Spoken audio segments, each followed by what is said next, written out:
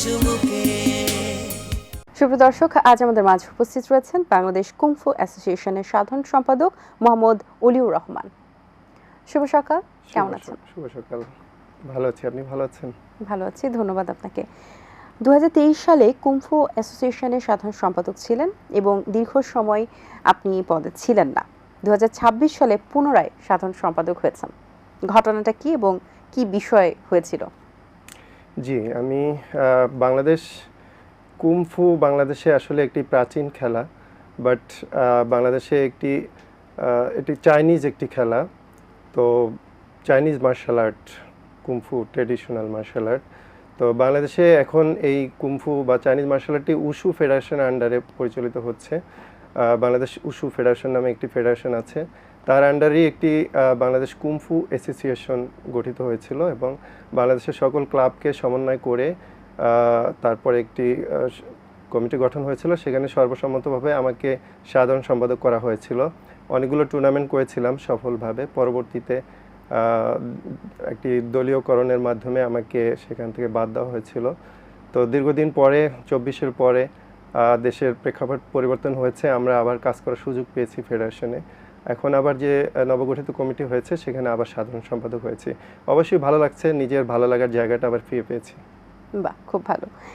আপনার সময় কি কি কাজ করেছিলেন, এখন আবার নতুন করে কি কি কাজ করছেন? আমি 23 সালে যখন এসেছিলাম তখন সমস্ত কুংফু ক্লাবগুলোকে একত্রিত করে আমরা অনেকগুলো প্রোগ্রাম করেছিলাম। ফেডারেশন কাপ করেছিলাম, তারপরে wushu kung fu world wushu kung fu day আমরা করেছিলাম এবং সারা বিশ্বের মধ্যে আমরা 70টি দেশের মধ্যে অ্যাওয়ার্ড পেয়েছিলাম।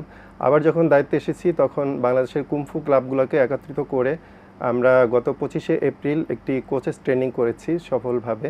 সেখানে 32টা ক্লাবের 65 জন কোচ জয়েন করেছিল জাতীয়ভাবে।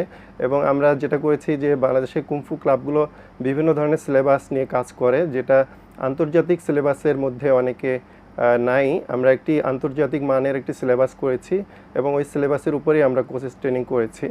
তো এবং এখানে যারা সিলেবাসটা দেওয়া হয়েছে এটা ইন্টারন্যাশনাল যে টুর্নামেন্টগুলো আছে সেগুলোতে তারা জয়েন করতে পারবে, এরকমই একটা স্পোর্টস সিলেবাস করা হয়েছে। আচ্ছা, নতুন করে আর কি কি পরিকল্পনা রয়েছে? আমাদের পরিকল্পনা আছে, আমরা এবার লেভেল অন করেছি। যেহেতু কুংফু বিভিন্ন সিলেবাসে বিভিন্ন ওস্তাদ বিভিন্ন ক্লাবগুলো পরিচালনা করে, এটাকে একটি আন্তর্জাতিক সিলেবাসের আওতায় আমাদের ক্লাবগুলোকে নিয়ে এসে তারপরে ন্যাশনাল টুর্নামেন্ট করার আমাদের প্ল্যান আছে। পরবর্তীতে এখান থেকে বাছাই করে যারা ভালো খেলোয়াড় তাদেরকে ইন্টারন্যাশনাল লিগ খেলার সুযোগ করে দেওয়া আমাদের পরিকল্পনা। আচ্ছা, আপনি উশু ফেডারেশন সম্পর্কে বলছিলেন, যেখানে আপনি একজন লাইসেন্স প্রাপ্ত কোচ এবং বিচারক। সো একজন কোচ ও বিচারকের দায়িত্ব পালন করাতে আপনার কতটুকু পালন করতে পারছেন?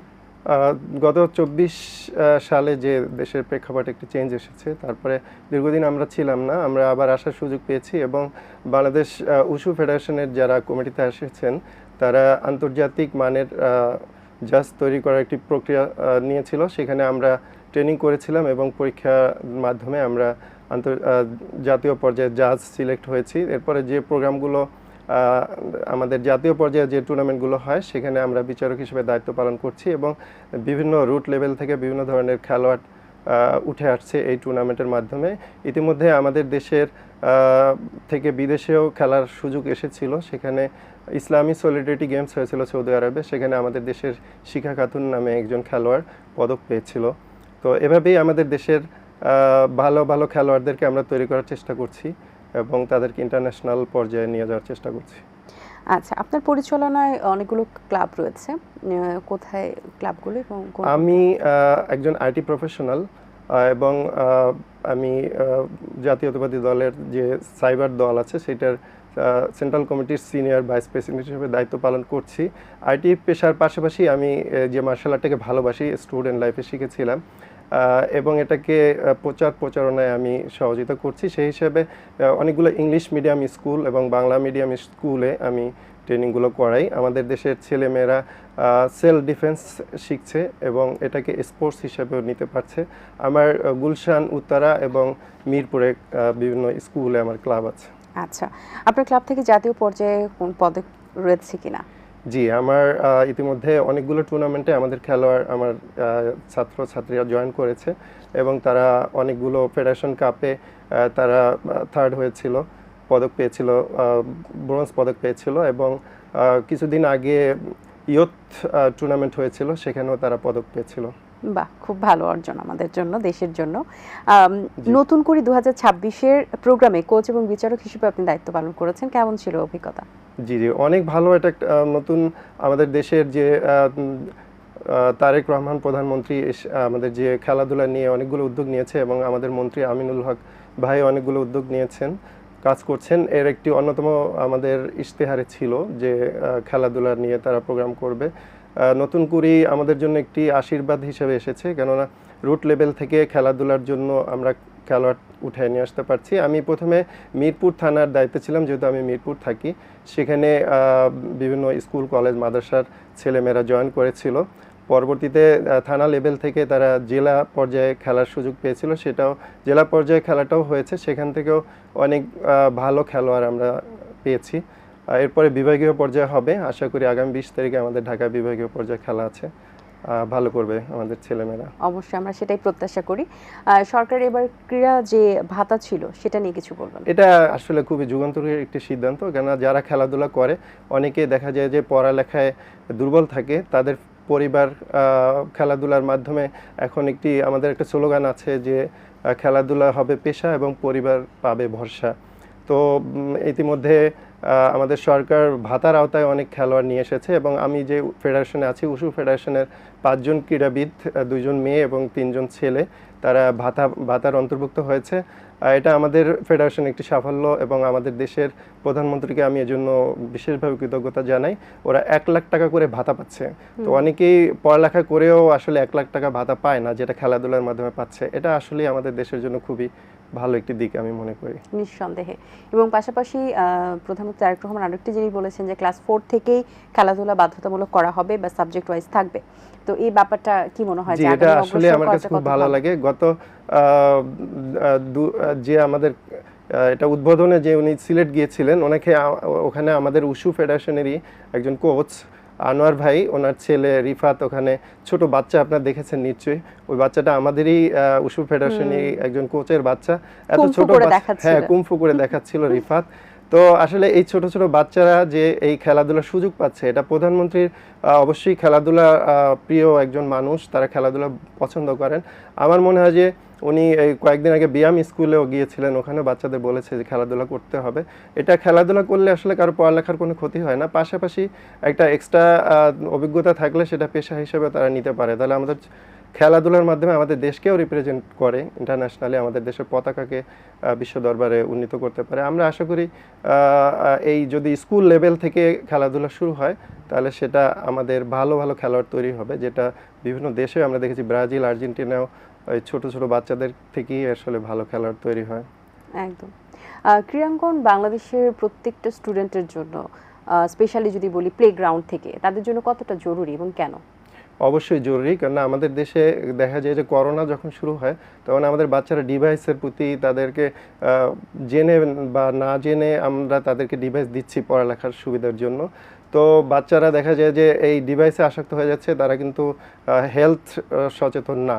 তো যারা এখন যদি খেলাধুলা স্কুল লেভেলে সুযোগ থাকে, তাহলে তারা বিভিন্ন পদকও পাবে, তারা সম্মানিত হবে, পাশাপাশি তাদের শারীরিক সুস্থতা, তারপরে যদি খেলাধুলা করে তারা পড়ালেখায় অনেক মনোযোগী হতে পারবে আমি মনে করি।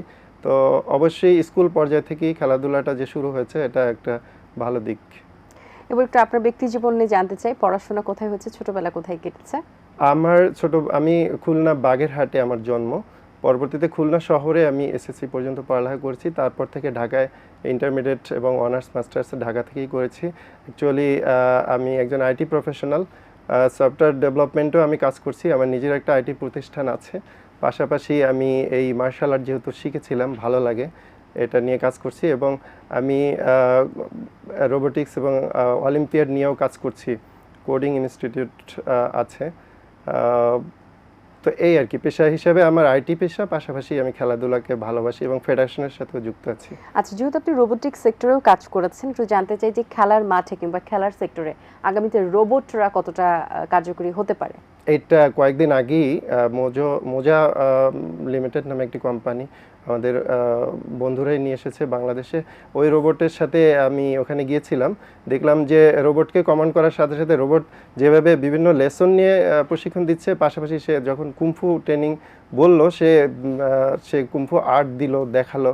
তার মানে আপনি যে আমরা যেভাবে শিখাই, পাশাপাশি যদি একটি রোবট তাকে আমাদের খেলাধুলা গাইড করে, টোটাল আমরা যেরকম চ্যাট জিপিটিতে সার্চ দিলে টেক্সট পাই, আর রোবট হলো টোটালি তাকে বিভিন্ন অঙ্গভঙ্গি করে বা সবকিছু দেখাতে পারে। এটা আসলে আগামী প্রজন্মের জন্য একটা নতুন, আমরা শুনেছি যে প্রযুক্তির মাধ্যমে অনেক কিছুই হবে, তো আমরা আসলে যেটা ভাবি নাই এরকম কিছু আগামীতে রোবট খেলাধুলায় অবশ্যই ভূমিকা রাখবে।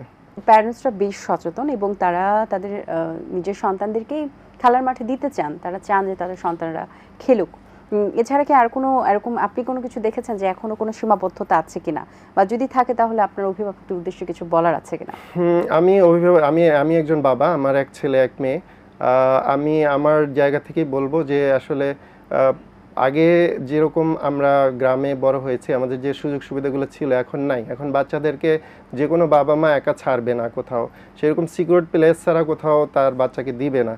তো এই ক্ষেত্রে আসলে খোলা মাঠে বাচ্চাদেরকে ওরকম সুযোগ সুবিধা নাই। এই জন্য আমাদের দেশে অনেকগুলো ইনডোর গেমস বা ইনডোর যেসব ক্লাব তৈরি হয়েছে, যেমন ইউথ ক্লাব আছে, আবার আমরা দেখলাম বাবুল্যান্ড ইতিমধ্যে খুব জনপ্রিয় হয়েছে।